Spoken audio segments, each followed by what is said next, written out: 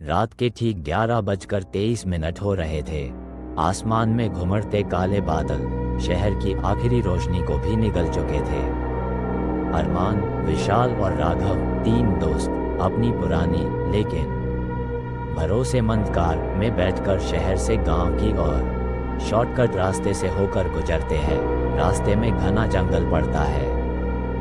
उनकी कार किसी जख्मी जानवर की तरह गांव के पास की सुनसान सड़क पर घास ही खाकर हमेशा के लिए दम तोड़ चुकी थी। अरमान कहता है, अरे यार, ये किस मनहूस जगह आकर खराब हुई है। उसके चेहरे पर गुस्सा कम और गहरी चिंता ज्यादा थी। चलो बाहर निकलकर देखते हैं। अरमान ने मायूस होकर कहा, गांव यहाँ से कम 5 किलोमीटर दूर है और इस वक्त इस घने और सुनसान जंगल में मुझे नहीं लगता कोई भी मदद मिलेगी। तभी विशाल ने कहा, मैंने मना भी किया था इस रास्ते पर आने के लिए। यहाँ तो फोन में नेटवर्क भी नहीं है। अब यहाँ खड़े रहकर कोई फायदा नहीं। हमें 5 किलोमीटर पैदल ही चलना होगा। उन्होंने पैदल चलना शुरू किया। तभी अचानक बिजली कड़की और एक भयानक गर्जना के साथ आसपास का घना जंगल और भी भयानक हो गया। ओफो, ये बारिश को भी अभी आना था। अंधेरे और बारिश ने मिलकर एक ऐसा पर्दा बना दिया था जिसके पीछे खौफ की आहट साफ सुनाई दे रही थी। वो देखो, उस तरफ से किसी के कदमों की आहट सुनाई दे रही है। ऐसा लग रहा है हमारी तरफ कोई कदम बढ़ा रहा है। तीनों ने अपनी नजरें उधर घुमाईं जिधर राघव इशारा कर रहा था। बारिश की चादर के बीच से कच्चे रास्ते पर एक लाल साड़ी पहने एक औरत धीरे धीरे आती दिखाई दी। उसके चलने की आवाज बारिश के शोर में भी अजीब सी सुनाई दे रही थी। कौन हो सकती है इस वक्त? वो औरत उन तीनों के पास आकर खड़ी हो जाती है।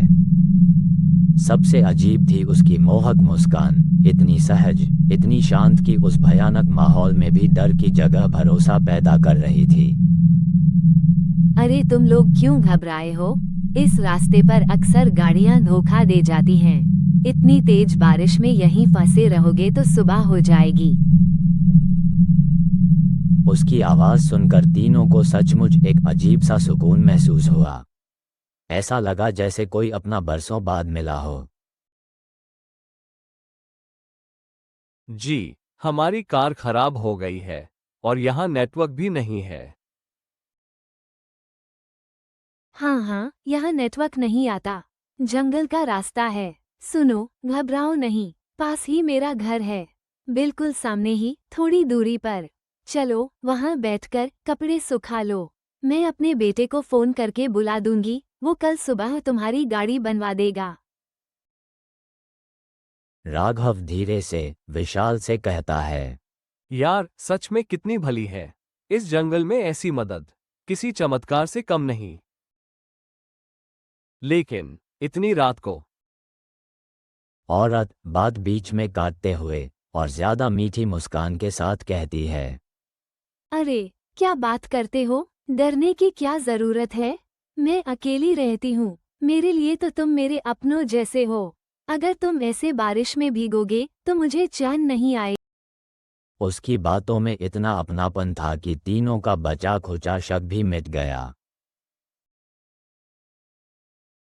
ठीक है, हम चलते हैं आपके साथ। हाँ, चलो जल्दी जल्दी कदम बढ़ाओ, ज्यादा दूर नहीं है।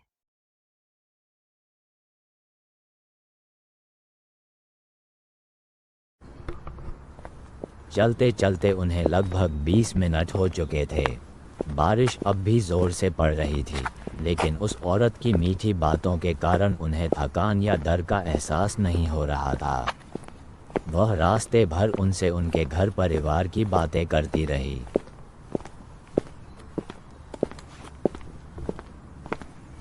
राघव, विशाल, तुम दोनों थोड़ा जल्दी जल्दी कदम बढ़ाओ। अरमान की तरह हमें जल्दी ही पहुंचना है। अरमान सोच में पड़ जाता है। हमने तो इस औरत को अपना नाम बताया ही नहीं, फिर इसे हमारे नाम कैसे पता? हमने तो तुम्हें अपना नाम नहीं बताया, फिर तुम हम तीनों के नाम कैसे जानती हो? वो औरत मीठी मुस्कान के साथ कहती है। मैंने तो बस यूं ही अंदाजा लगाया। रुको, नहीं, ये अंदाज़ा तो नहीं है। और एक बात बताइए, हम कब से चले जा रहे हैं? आपने तो कहा था बस थोड़ी दूरी पर घर है। यहाँ तो दूर दूर कोई घर नज़र नहीं आ रहा। वो सामने पीपल का पेड़ देख रहे हो, वो ही मेरा घर है। तीनों दोस्त एकदम हैरान हो जाते हैं। मेरा मतलब है कि उस पेड़ के पीछे थोड़ी दूरी पर है। उसकी मुस्कान अब भी वैसी ही थी, पर अब नकली लग रही थी।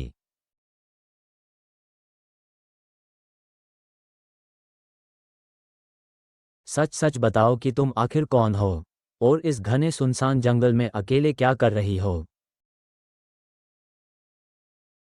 तभी वो औरत जोर जोर हंसने लगती है। उसकी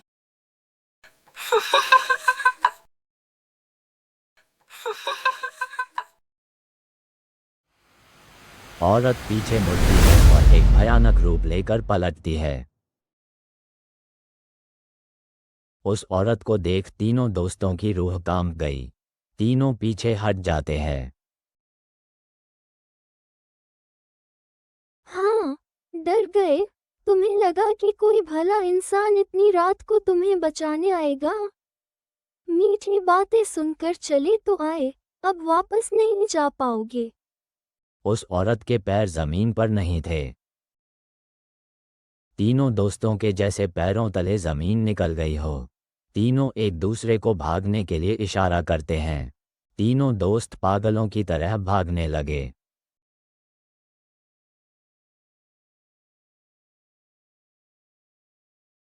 अरमान और विशाल ने पीछे मुड़कर देखा तो राघव नहीं था।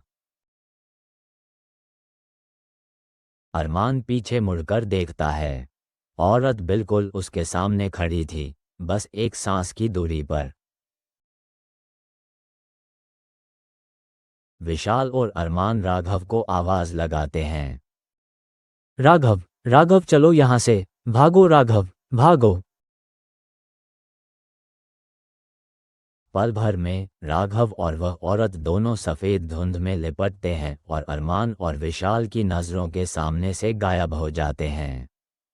पीछे सिर्फ भयानक सन्नाटा और सड़ी हुई फूलों की महक रह जाती है। अरमान और विशाल जैसे तैसे भागकर गांव की सीमा तक पहुंचते हैं। वे पूरी तरह से कीचड़ और बारिश के पानी में सने हुए थे। उनके चेहरे पर खौफ की अनामित छाप थी। गांव के लोग उन्हें देखकर चौंक जाते हैं। कौन हो तुम लोग?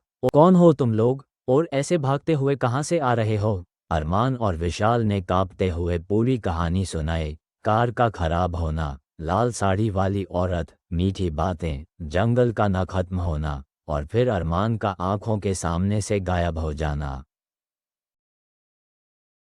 तुम बहुत भाग्यशाली हो कि बच निकले। तुमने जिस औरत को देखा, वो उस दुल्हन की आत्मा है जिसका जिक्र गांव में वर्जित है। आज से 20 साल पहले एक लड़की थी, उसका नाम रीना था। उस दिन उसकी शादी होने वाली थी। वो बहुत खुश थी, मगर बारात आने से पहले ही उसे पता चला कि उसके मंगेतर ने उसे धोखा दिया है। अपमान और दर्द सह न सकी और खुद को यहीं जंगल में उस पीपल के पेड़ पर फांसी लगा ली।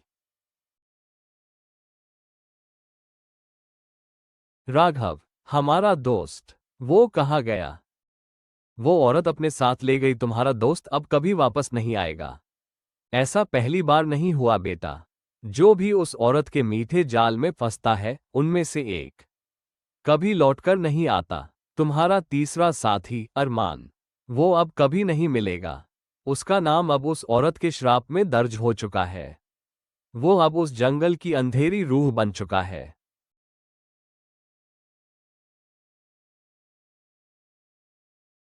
अगली सुबह दोनों दोस्त गांव छोड़कर चले जाते हैं और कभी वापस उस रास्ते से नहीं गुजरते।